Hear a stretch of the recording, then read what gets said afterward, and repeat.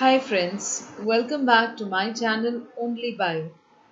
Starting up the sort of a revision on the very important and a very interesting chapter, that is human reproduction, which I guess is there right from the 8th standard onwards for almost CBSE, ICSE, IGCSE as well as the state board.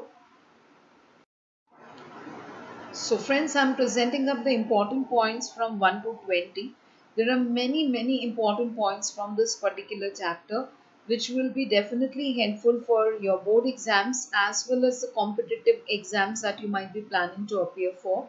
So, friends, this series is going to include all the easier points as well as the tough points. So, it will be a kind of a good revision for you all. So, I will just suggest you one thing, if at all you find that these points are worth writing, so do start making up your own synopsis.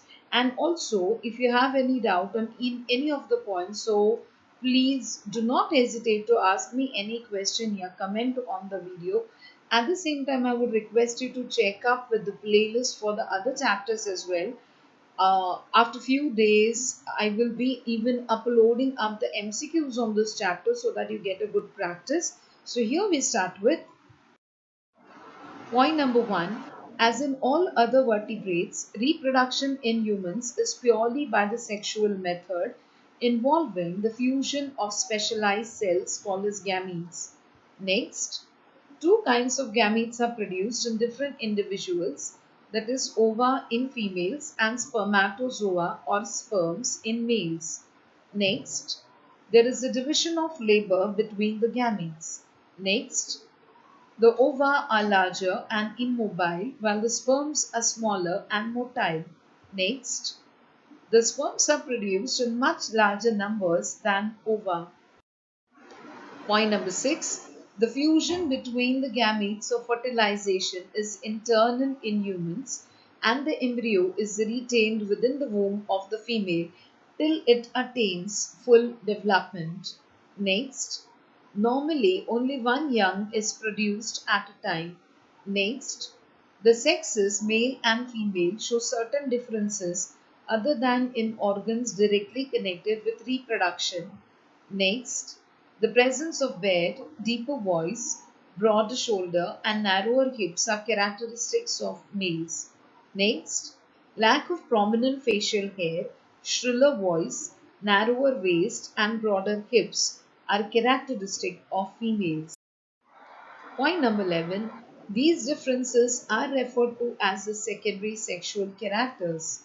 Next, the male reproductive system is concerned with production of sperms and to transfer the sperms to the genital tract of the female.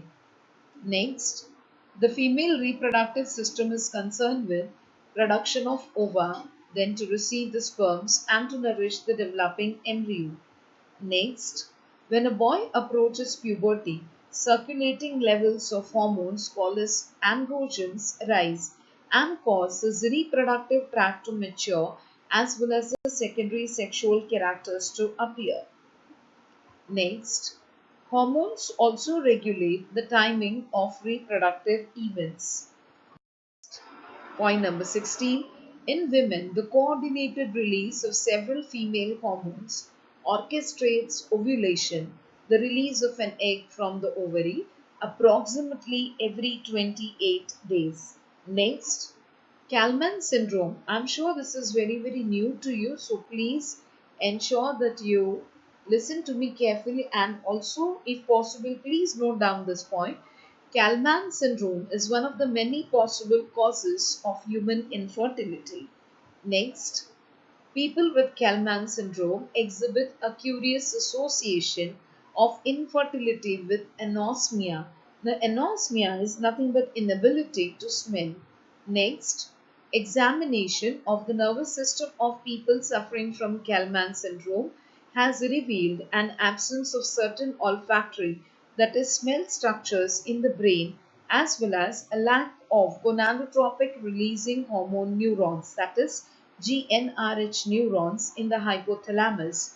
The latter deficiency accounts for the low secretion of gonadotropins, that is FSH and LH, and thereby causing infertility. Point number 20. Kallman syndrome is inherited disease and the genes associated with the disorder are located on the X chromosome. So we can say it is a sex-linked or X-linked disease or are autosomal, and it is 5 to 7 times more common in men. About 1 in 10,000 men are born with this condition. Fertility of Kallman syndrome sufferers can be restored with the administration of gonadotropic releasing hormone stimulatory agonists, but they would still remain anosmic for life. That is, they won't be able to restore their sense of smell. Friends, hope you like this particular series. Please subscribe if you haven't and hit the bell icon if you haven't yet done it. Thank you so much for being with me.